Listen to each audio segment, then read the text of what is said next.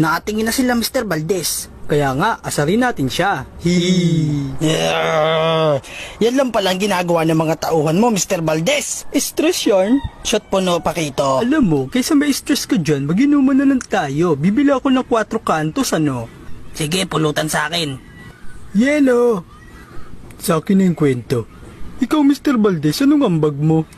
Hayaan mo na silang magsaya. Dili ka naman lagi magpasahod eh. Makikipag-inuman na naman ako sa mga to. Tapos bandang huli, ako lang lahat ang bibili ng alak at pulutan namin. Mga walang hiya talaga. Pag napapayag namin siya, ubos na naman ang pera nito.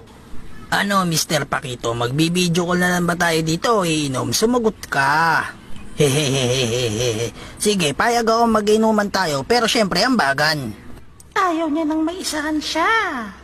Siguro hanggang ngayon, nagmi-meeting pa rin sila Mr. Valdez tsaka sila Don Pakito. Sigurado akong alam na ni Leo yung may CCTV doon. Mga siraulo pa naman yon. Mustong tuwa ka pa, mga tao mo yung andun sa site na yun Meron kasi ako naiisip na plano. Kaya pala tinanggal mo si Eugene doon sa mundo ng mga steelman at nilipat mo dito, may plano ka pala. Bahala ko kasing gawing leadman si Eugene. Masipag naman siya Sagot Don Pakito, anong oras? Sigurado ako di naman yan sasagot kasi di na naman papayagan ng asawa niya yan.